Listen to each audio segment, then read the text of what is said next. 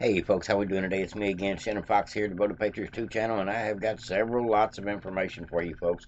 Got some highlights and got some video clips, and if you stick around to the end, I've got three little segments of a 20-something minute long video that I watched from Laura Loomer, who is bringing the fire about what's going on January 6th. I'm talking about some more footage. I'm talking about some things that I really can't talk about too much. I will leave you a link in the description down below for the full 20-something minute long video about the insurrection. Just some breaking news about it. Some stuff that we hadn't seen before as far as footage goes. Some admittance by the police of being Antifa, of all things. Spoiler alert. But let me go ahead and get to the news. There's several things I want to talk about and a couple of video clips I want to throw at y'all as well. It has been an action-packed week. We'll go ahead and just start with the top. This is not really breaking news. It is more like breaking wind. I'm talking about John Kerry. He was having a speech about climate change, about the reduction of methane contributions, and guess what? He farted, and people clapped. Either they didn't hear the part, or it was an applause. I don't know. It was kind of weird. But at any rate, I won't get into that with y'all, but John Kerry broke wind today. Breaking news. Other breaking news, Matt Gaetz sent a letter to the House Administration Chair asking why the Gateway punting is being blocked on House Senate computers, and he basically put out a formal letter, and he's request answers by December 12th. We have found out since then that the Gateway punting has not just been blocked in the House, but also in the Air Force and a couple other government agencies.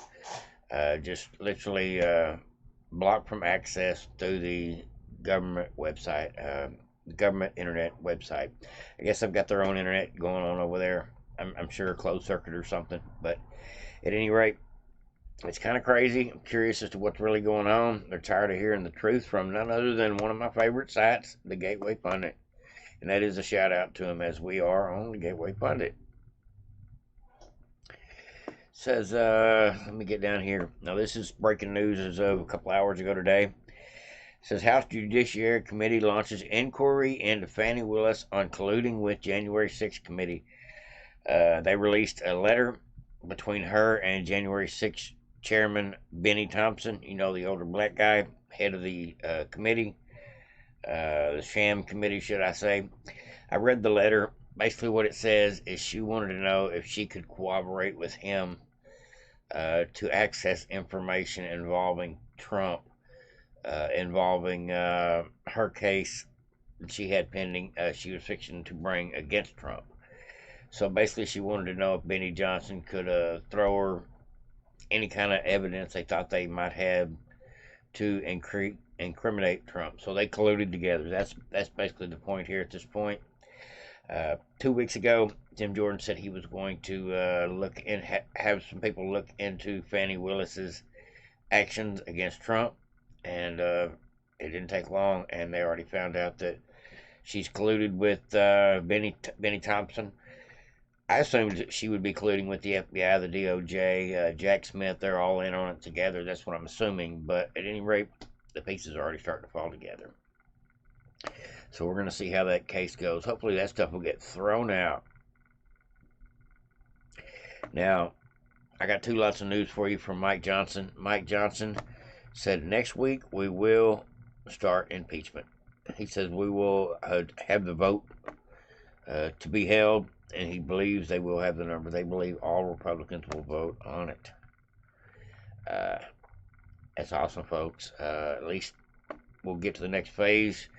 Biden will have that dirty impeachment tag hanging around his neck, and the mainstream media will have no choice but to admit at least he was impeached in one chamber. See, that wasn't an issue before when Trump was impeached only in one chamber. They made it out like he was not allowed to be president anymore because they used the word impeachment like it was over.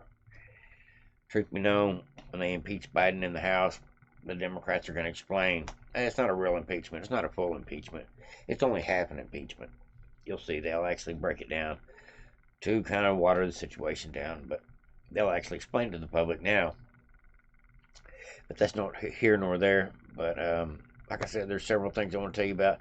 Mike Johnson also said that he is no longer going to fund Ukraine with any more spending until we close the border. He said, I'm just ad-libbing here. He said in so many words that if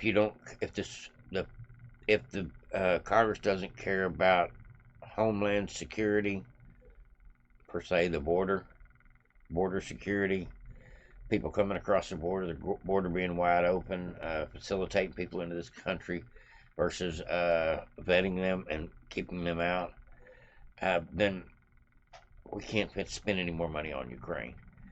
And I think that's a great idea. As a matter of fact, Republican senators, I'm talking about the rhinos, Mitch McConnell, Mitt Romney, as of now, the Senate is talking about actually wanting to close the border. All of a sudden, the Senate seems like they care about the border. It's usually the people in the House griping about it because the people in the Senate don't say much. Not too many. There's only a couple of real fighters over there in the Senate at this point that I could say, a handful at most.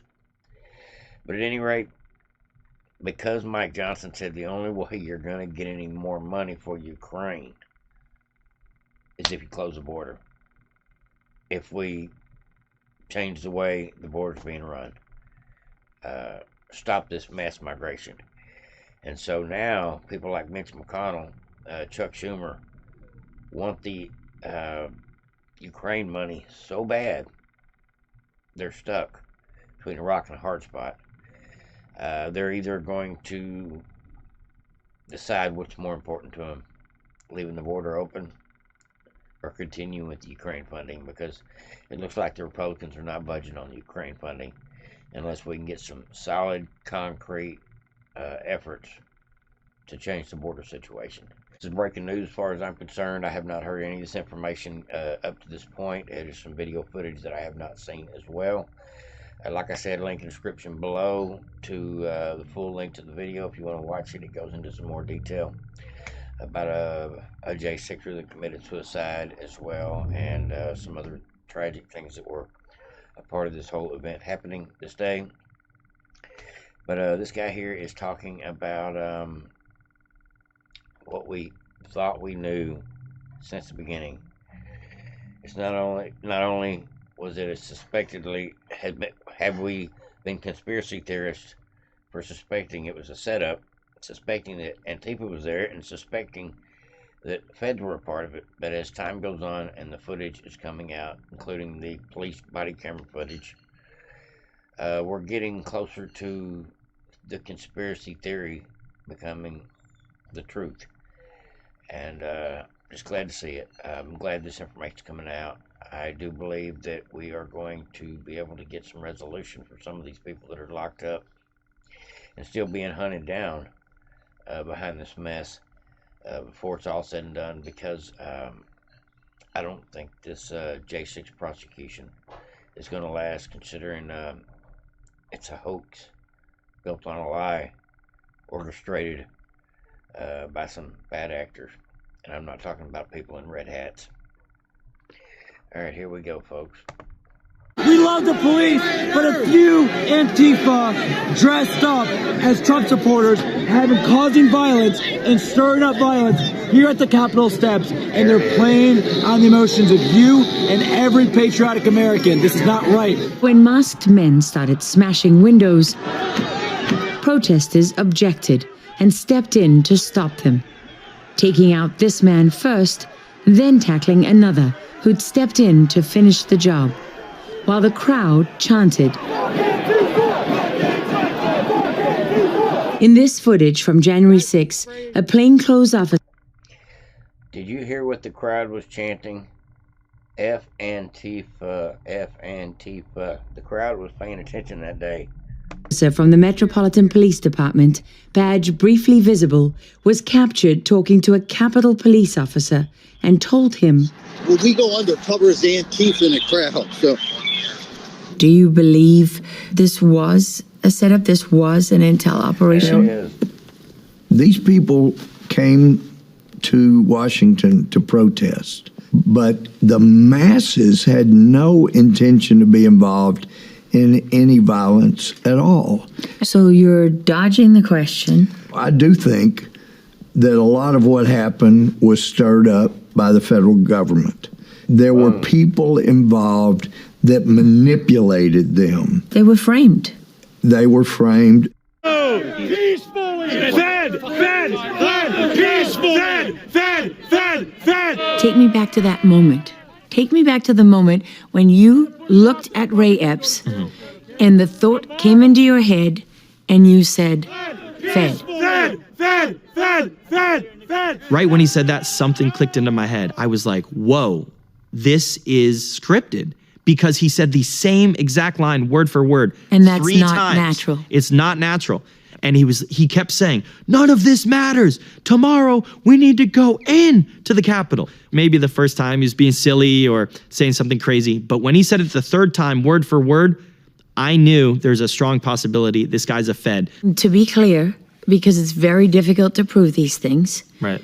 nobody is saying for certain Ray Epps is a confidential source. He, of course, denies it. Right. And at this point, they finally decided to charge Ray Epps, but they only did that after the fact that Congress was asking questions about him. And like I said, folks, the full video is here in the link in the description below. A lot of this stuff is a little too graphic for YouTube's sake. But there is one part here I wanted to show y'all a little closer to the end. Now this here tells me a lot. This last segment of the clip tells me tons. Tell me what you think. Like, subscribe, and share if you haven't already. It's tear gas. It's tear gas. The committee has not made his name public yet, but he was identified to defense attorneys as Officer Nicholas Tomasula. There's a video that has police officers on the west side by the fountain yelling at each other, and one of them says, "We're hurting innocent people." And they say, for every one we're pulling out, we're making 10 angrier. A lot of pain compliance when you're hitting innocent people. And not only that, we're taking out 1 and 10 of them are getting angrier. We're multiplying them by hitting them. You know, when you listen to that, you have the sense that the officers were set up for failure as much as the protesters. And we've got a video of officers saying we were set up. They set us the fuck up. That's what they did. They set us up. They set up 64. Oh, absolutely. And then they asked y'all to come 2 hours later. They set us up. They needed everybody. He said this is 2 hours later and we got no help. We've been set up. The 64th, I'm guessing that is the unit that they are there, and they're feeling all alone and probably a little intimidated. Maybe that had something to do with the fact that some of the guards were very peaceful and some of the guards were very violent, and it may have to do with orders or instructions for all of them to do their part. Then again, some of them might have been in a situation where they had to fight back. I can't really speak for anybody that was there that day as for their own personal experience, so I just want to kind of, I'm sure, like Trump said, there was bad people on both sides as far as perpetrators of the violence.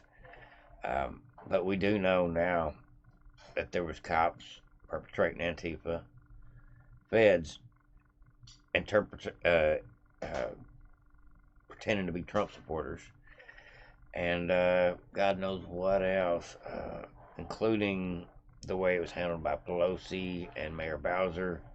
There's so many things that were fishy about that day, and now that the video footage is out, the whole J6 sham committee proved to be a total hoax, and now we've got to see what we can do to get all these people out of jail, because that's what matters more than anything about this day, and freeing Trump from all these ridiculous charges that are involved this particular day as well. Like, subscribe, and share to Vote of Patriots. I hope everybody has a great day. It's crazy town. We'll go ahead and play the rest of the video out. Right away. Nah, right away. They set us the fuck up. So now we ain't got shit. There was no way hell was holding that game. We ain't got a motherfucking thing. They set us the fuck up. Is it potentially the biggest setup in the history of this country? Potentially. One of the greatest crimes against the American people? That's why it's so important to get the truth with this. That's what we're working for. And the cover-ups that happened after January 6th is what I'm really after as well. What about the Republicans involved in those cover-ups? I know it's hard for you to address those things. This is your own party, but this is the reality. We're going to go where evidence leads. No matter what. No matter what. That's what I'm talking about. Laura Logan, she's been digging into this for a while. She's uncovered so much involving the January 6th. She interviewed Baked Alaska as well. She's on top of her game of trying to get to the bottom of this whole situation. Just thought I'd bring y'all a little bit of unseen footage, folks. Like I said, link in the description below to the full video if you so choose. Everybody have a great day. Over and out.